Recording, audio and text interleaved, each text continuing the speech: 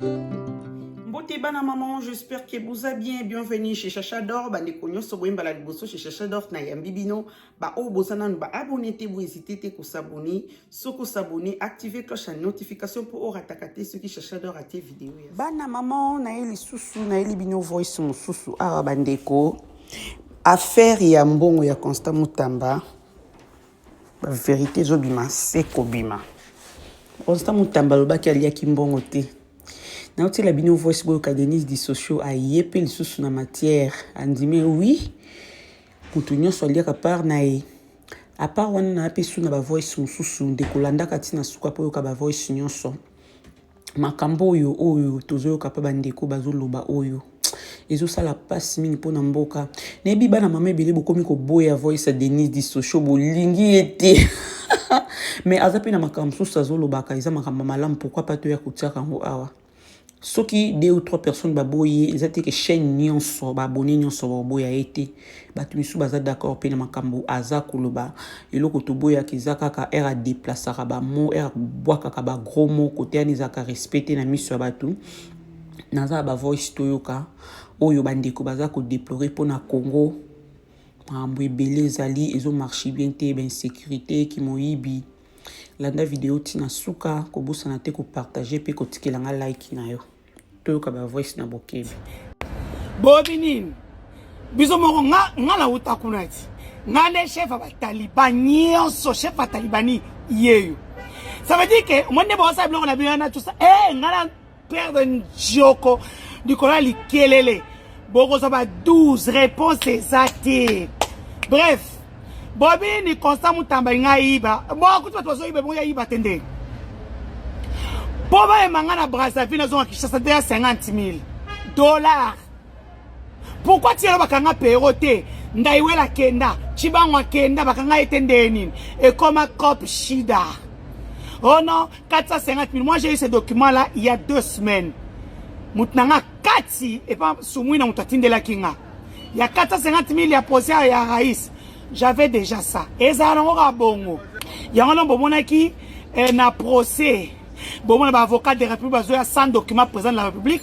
Il y a un document, il y a Mineta. Vous comprenez? Donc voilà. Donc au fait, hein, quand la justice est malade, donc le procureur est un agent de l'État, formé par l'État, payé par l'État. De commis ba ke nos mbongo ba pesa yepo asa la instrumentalisation ya procès net yanga. Maintenant vous comprenez comment ça se passe. De bakanga mutu pamba net nga boy poids lourd. Pour passer la procès na nga 250,000 500,000 et pima 500,000 tout se retrouver na procès wana. Mais vous on ndebando yo kozanga mituka batu et tout ça. Non, on a ça ministre Tonini kaka Denis du Sochaux aneloté. Donc vous comprendre que la plupart des procès des politiciens sont instrumentalisés. Baseng la kangombongo. Et puis l'État bimisi. Il y a Kabila beti po ba kabiliste basé belé. Ba belé moko. Na moi kane bando kokoni. Oh Zadler, oh ceci non. Mutamba yepe foi ba ebi ke ozonga te il faut abeta pe aye abeta ngo show entre temps pour avoir compris comment Lisette Kabanga te États-Unis et boy Lisette Kabanga donc président de la République il y a beaucoup de Congolais qui sont intelligents qui parlent anglais baza et belé on va que nous négocier pour la RDC donc bon ça par nani intérêt mboka pour la mutu morote tozongela ngo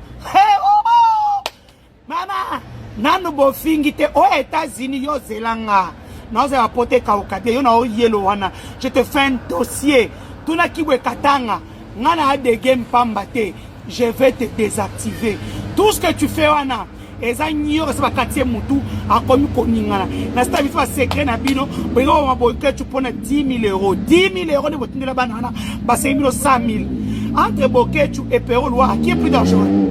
Botiki Perrault parce que vous travaillez avec Perrault, Bringo Boketu Bino, Bokoyoka moto, bozela calme. Oh, ngana zanga njokopona likelele. Magambo descendre nko tikate parce que boza koto bo sengi après bosa tindika chakal. Toi na bino maele di. Viens nga je koko na yoki. vie kujile kwa mesu kukunza kujile kwa mkulumpa kukunza mesu. J'ai compris.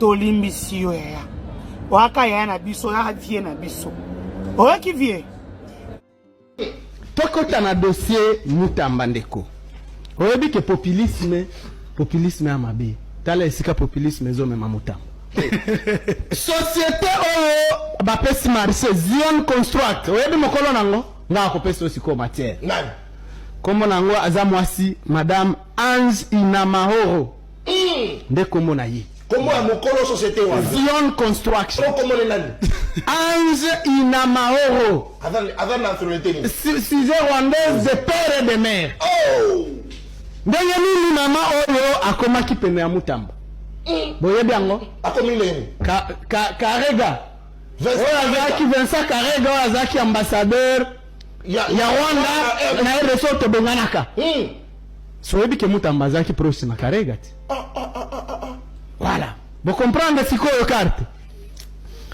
société yo ndeko Mutamba oza ministre ya justice ministre ya justice nde il fallait ye bandenge à faire respecter d'abord Mideko première chose olobi ozotonga prison na Kisangani 39 millions de dollars eza prison ya modèle nini yango prison ya modèle nini bakotonga na 39 millions de dollars ndeko siko yebi ma millions prison selon les informations il y a deux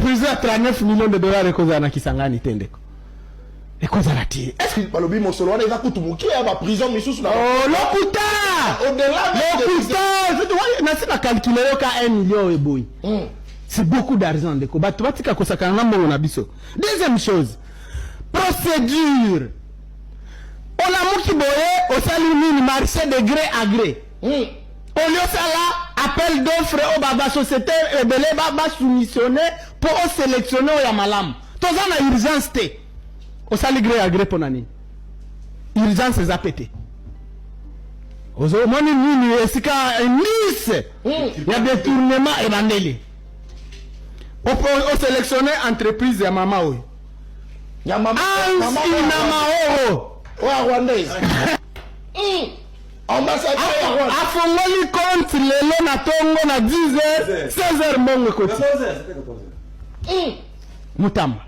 Mutamba olingo tu vas nous dire quoi d'abord ozozwa biso neti nani bana na surtout za bana mutu te ozo comprendre ndeko esika ba ndise ya culpabilité ezo bandela alors ndeko Mutamba lobaki jour moko na ba étudiant na santé culturelle alobi ayoki solo ya détournement zoka nde solo wana zaki na pose ya ndeko Mutamba donc solo odeur ya détournement Mutamba yoka ki c'est vrai ezaki kobima na poche na ye ezaki kobima na poche tokende sikoyo na mama ya dossier mbongo ya ko endamni eloko wana nanu bolobi yango te nanu tozolobela dossier ya prison mbongo ya ko indemniser ba victime ya guerre ya 6 jours d'abord je vous rappelle zela sikoyo eza na poche ya Mutamba zela sikoyo na peso matière bibisa biloko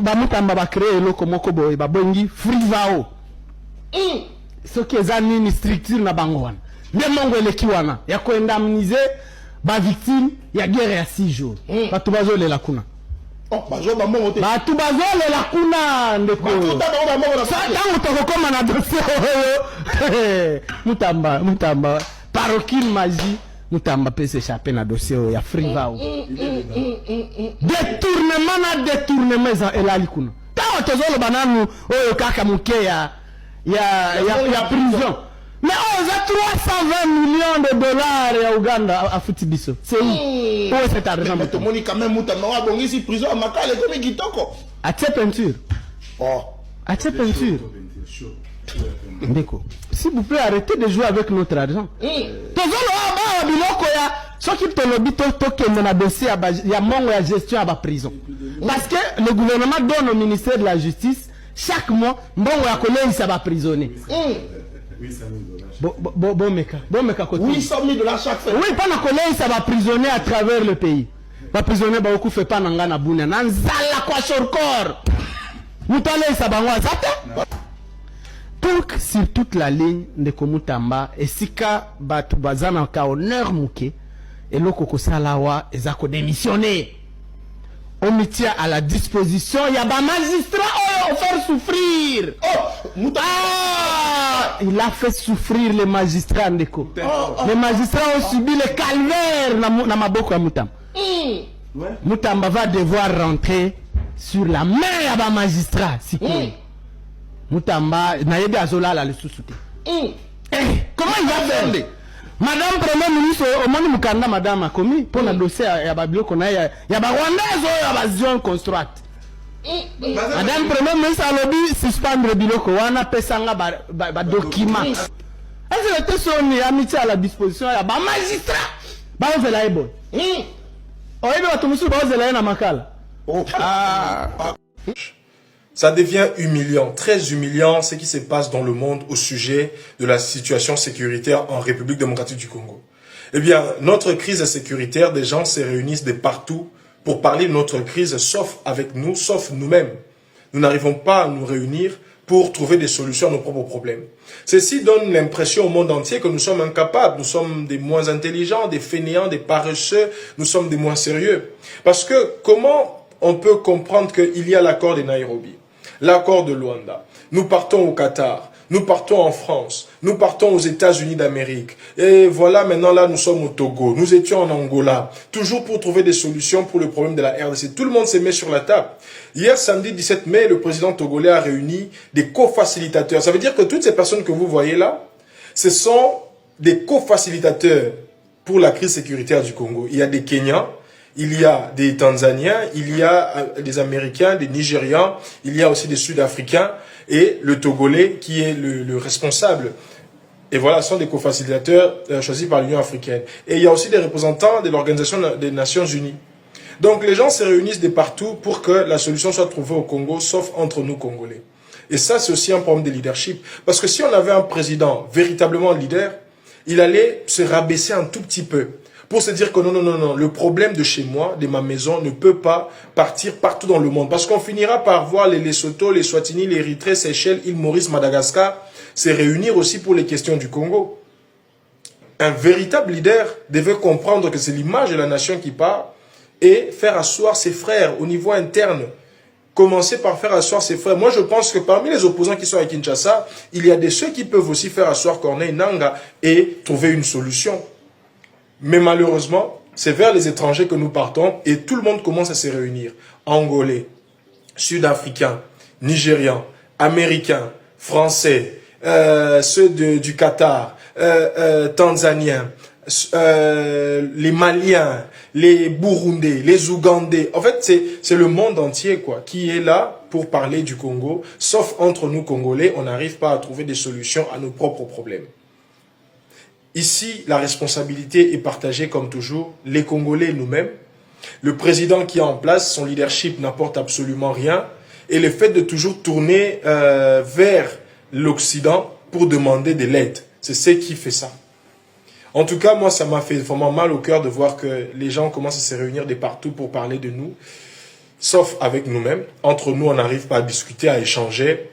Mais je suis sûr et certain que nous retrouverons la paix un jour. Nous aurons des dirigeants, des véritables leaders sérieux, dignes, intègres et droits. Gardons à l'esprit que l'objectif est de servir la République démocratique du Congo.